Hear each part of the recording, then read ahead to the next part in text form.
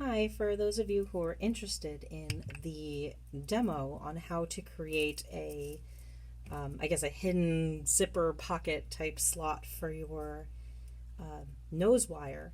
You have to pardon my first time demonstrating this way. So I'm using my son's Osmo to project this, and it seems like he must have dropped it at one point. So I apologize for the crazy weird red line at the top of the screen. And there's one at the bottom of the screen apparently too. So yeah, that's what happens when you give a 4-year-old technology. Anyway, so I've already started drawing my guides. So what I have here is I have my backing. I have my beautiful M&M fabric face panel that I'm going to be using. This is an adult. I haven't done this for a child size. I assume that you probably just subtract a certain percentage of it to create this. You know, just subtract a little bit of the width and the height, because I guess they're slightly smaller, but so this is for an adult. So I have it's approximately 6 by 9, the panels. So I keep about 200 of these 6 by 9 black backing 100% cotton handy at all times, so this way I can just bang out these masks really quickly. I then have two, and I'm using white, basically any scrap, because you're not really going to see it. You might see a little bit around the edge, but you can use whatever scrap you have, and it's really pretty simple. It's just a 6 by 2¼ rectangle. You probably could go a little skinnier if you want, but this is what I've been using, and it seems to make sense to me. And if I have to cut some away at the end, then I cut some away, but I'd rather have too much that I can remove extra than have not enough, because you can't put any back, but you can always take some away. Anyway, so it's pretty simple. If anybody's ever sewn a zipper on a handbag or a hidden pocket on a handbag, you basically take the zipper and you create the panel, and then you flip it through, and then you place the zipper on. So that's kind of exactly what I'm doing, except for I'm doing it just in one tiny little spot. This is basically where I'm going to start. So I've already drawn my markings. So in the 6 by 9 square, basically you're going to create a line, a 5-inch line, 2 inches in on each side. So I just stole one of my son's little white water soluble marking pencils. So I just mark that. I create a rectangle that is about 3/4 wide. All right, so it's 3/4 by 5. So that is 3/4 by 5 inches. And then what I do is I mark off where I want my actual slot to open. So I mark that off, and that is approximately 3/8. And I apologize for being approximate all the time, but that's really kind of how I do things, unless I'm doing exact sizing for clothing. These masks are pretty forgiving, especially since they're pleated. So everything is kind of approximate for me with these masks, especially because I also use these spectacular adjustable little elastics.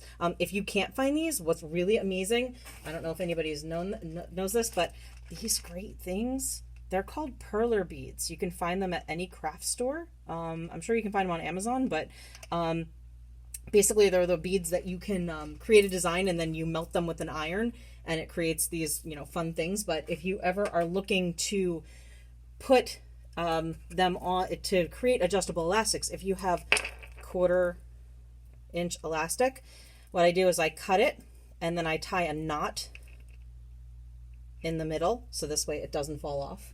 Sorry, I wasn't expecting to demonstrate this, but I will do it really quickly for those of you who don't know how to do this.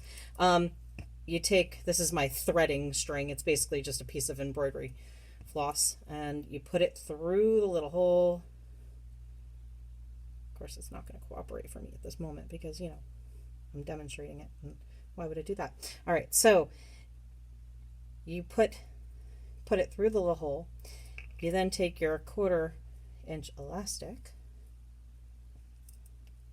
and you loop it through. You put it into the loop that you just created in your embroidery floss. And very easily you just pull, and then voila, you now have an adjustable elastic for your masks. Anybody who is unable to find these glorious things, this works really, really well. And I've had a lot of people just say how amazing this is because, you know, one size fits all, child and adult. It's, you know, everybody's got a different size head. So anyway, yeah, I use this on all of my masks. Even when I do my fitted masks, I use it. So anyway, there we go. So now what I'm going to do, I need to make sure that it is in half, because you want to make sure that it is centered over your rectangle. So I'm much more freeform than this.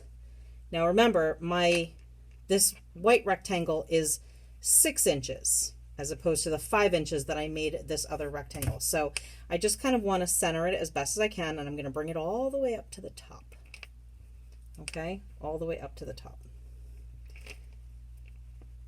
Oops, sorry, I apologize. We're going to flip this over. I apologize, doing it wrong. I'm going to flip this over. You want it in the center. You want your lines that you marked on the bottom. And you're going to line this up at the top as centered as you possibly can get it. Okay. Then you want to pin it. I just pin it a couple of times just to make sure that it's not going anywhere. And then what I'm going to do is I'm just going to stitch around this little, it is 3/4 of an inch, sorry, 3/4 of an inch this way by 3/8 of an inch this way. So it's not very big. I'm just going to stitch around it. I'm going to use a rather small stitch because I want to make sure that it really holds. So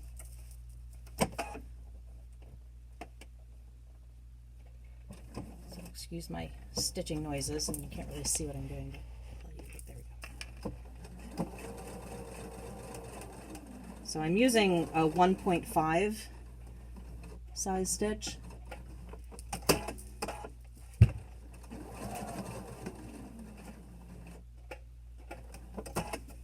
If you go a little outside of this rectangle or a little inside of this rectangle, it just means that that little slot is going to be a little bigger or a little smaller. It's, you know, it's entirely up to you. As I said, I kind of fly by the seat of my pants when I do things like this. So, but you just got to make sure that you really stitch those corners well. And I'm actually going to go back over that first side a little bit again.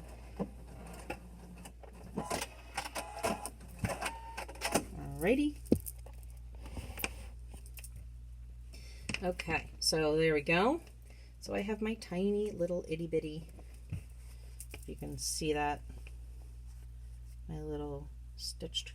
Okay, so now just like as if you were making, you know, preparing a zipper, I'm going to cut on the interior. Now I'm going to draw it out for you. I usually just do this blind, but you want to create a line right in the center, and then you want to create your V's out to the corner without clipping your stitching. It is really, really important that you don't clip your stitching. If you clip your stitching, then you're starting over again, because when you go to flip it, that little part is going to unravel and then you don't have it. But you want to get as close as you can without clipping your stitching. I love these guys are like indispensable when I'm doing embroidery or something. These are my favorite little tools.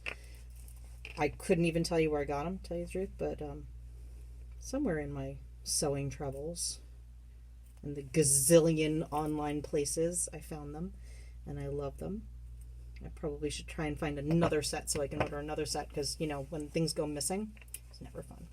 All right, so now you can see I have my little slit. Here's the easy part. You're just going to push it through.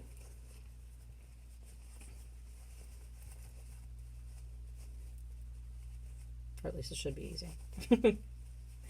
Now I'm actually using this white is actually the selvage edge from Leanne was nice enough to, you know, when she sent me the panels, there was like a little selvage on the edge of one of them, so it comes in very handy for things like this. my scrap bin is so gigantic right now. I hate to have any more scrap than I already have. So, alrighty. So, and then you're going to press this with your iron. I'm going to just pull it as tight as possible. And you can see I create a little hole. Voila. Normally I use just black for this, but you know, because I don't want anybody to see it if it's messy. But you know, it is going to be on the back of a mask, so really, who cares? So then again, we want to create the space around it, so this way you know where to sew. So here I go. I'm going to just go just outside.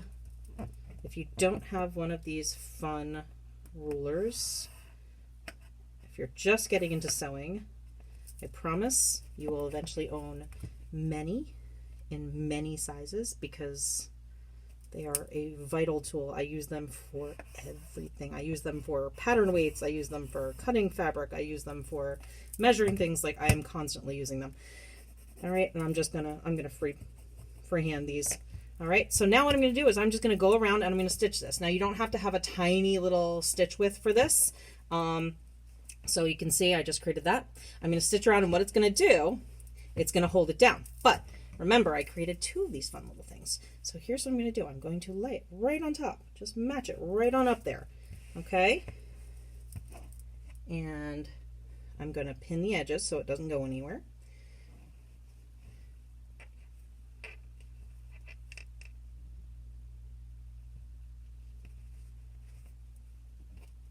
Clips are fantastic, but something like this, I feel like pins work better because you're kind of going in the center.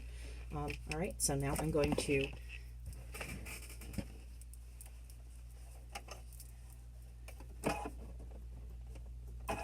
I did not press this. Don't do what I do. I did not press this. I would recommend pressing this.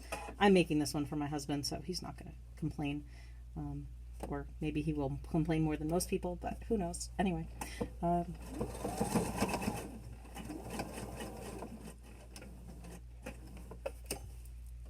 And the only thing that this is holding in is a tiny little piece of pipe cleaner or floral wire or whatever it is that you choose to put in there. So, I mean, honestly, it doesn't have to be the strongest stitching you've got. It does, you know, it just needs to stay. It doesn't need to be, you know, Fort Knox.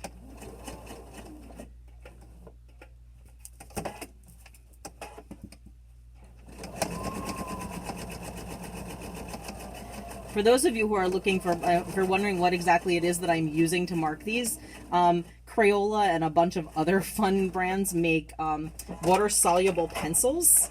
They're like watercolor colored pencils. I taught art in public schools for longer than I care to admit, and they were my favorite thing to use. So here you go. And now I have a pocket. Look at that. Voila. Now I have my little pipe cleaner, whatever it is that you feel you want to use.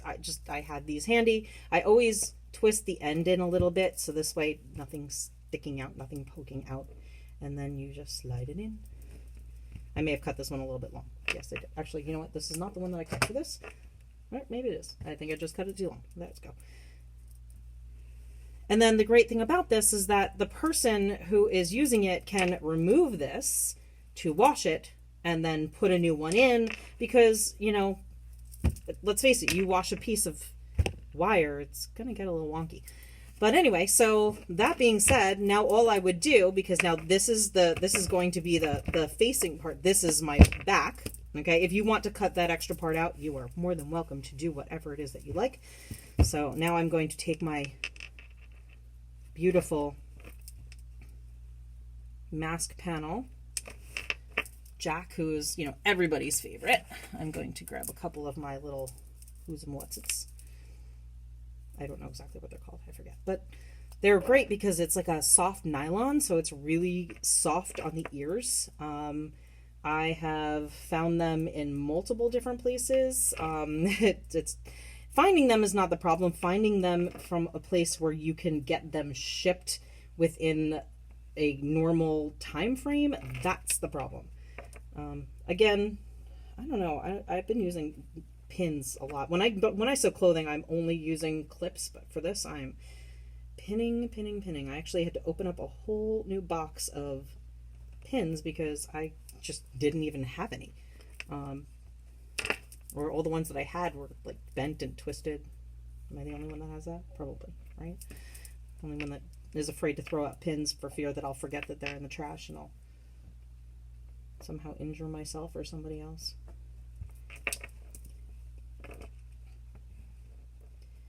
And you know what? For some of you, a couple people are asking about how I do the the reverse box pleats. I mean, it's pretty simple. If you've ever done a box pleat, I just do them the other way.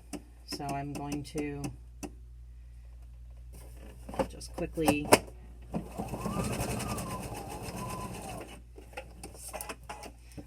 always back stitch on your corners.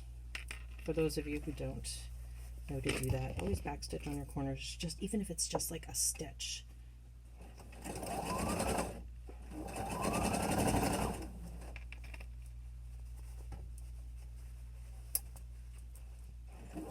Now, because those elastics are a little smaller, you do have to reach in and you have to kind of pull them out of the way as you're sewing, because they're a little bit shorter than if you're using, head ties or whatever else it is that you might use, whatever method.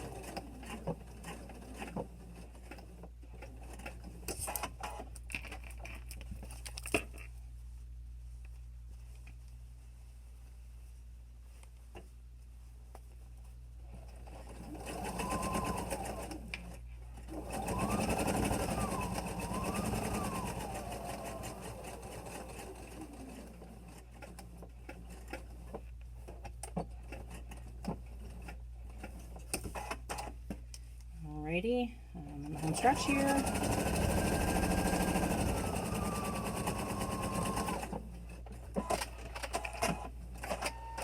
You just leave a little tiny bit open so that I can flip it. I don't know, some people you leave more open. Sometimes I get carried away and I forget that I'm supposed to leave something open, and then, always clip your corners. I like to use these 400,000-year-old pinking shears. I don't even know. I think they were like my mother's or something. So I cut off those little corners. I try and cut it as close to the... These things are literally all over my floor. Another great thing for a 4-year-old to do, pick up all of mommy's scraps. I'm sure I only have a couple more years where he wants to do that, and then he's going to be yelling at me.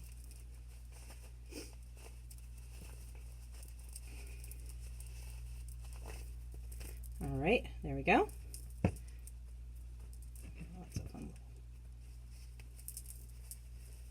Alrighty, I am going to forego the ironing now, so this way I can just show you how to make sure. Alrighty. The great thing about cotton woven is that you can kind of squish it and it'll... So what I do, I've actually made myself templates. These are great. This is what I'm actually working on right now. They're like those cheap little cutting things from cutting boards from IKEA. I use them for like a million things. So see, I have the kids one, adult one. Kids one is 1 inch. The adults is about 1 3/8. 3/8. It was definitely a lot of trial and error to get that. So again, this is the great thing about cotton woven. See, you can create a crease even if you're not. So what I do is I put this right on the center, I fold it, and then I bring it back, and then I clip. Look, I'm using clips. There we go. Clip.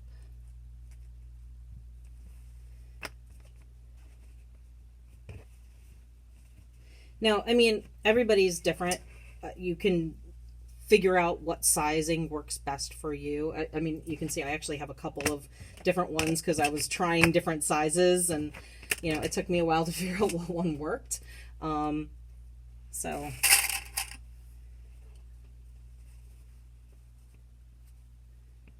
this is how I do. I mean, maybe it's not even called a reverse box pleat. Who knows? I don't know. I think a box pleat is both things going in, and I don't know. This is, you know, believe it or not, I really hated home ec when I took it in middle school. So I'm sure that was in one of those crazy textbooks with the weird, creepy pictures. But, oops.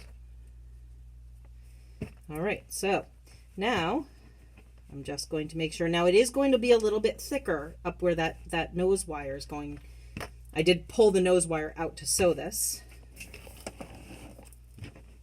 So, and I think this is what a box pleat normally would look like, open like that, but because it's reversed, please let me know if I'm wrong. Maybe there's another name for it. I'm pretty sure that I don't know everything. I'm 100% positive I don't know everything. My husband might disagree with, you know, my assessment of that, but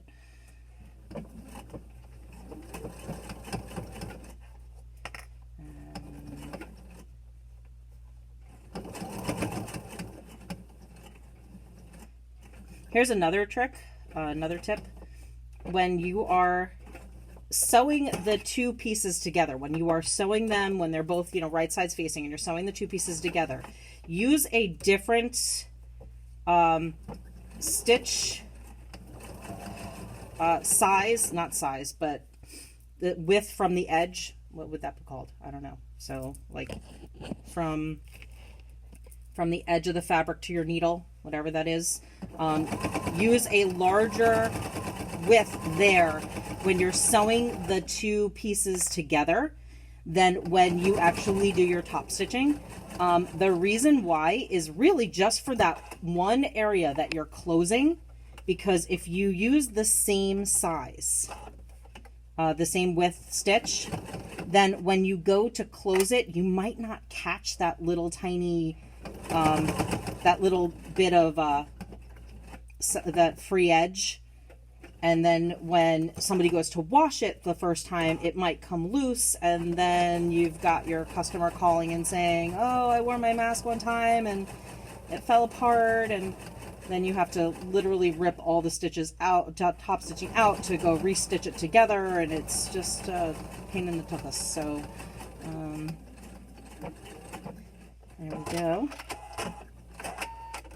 And I have played around with doing with a double needle stitching on this, and I found that just the panels are just too super cute, and to add any additional stitching to it, it just kind of, sorry, I know everything's upside down from the Osmo, but yeah, to add any additional stitching, I just feel like it doesn't do it justice. So there is the mask.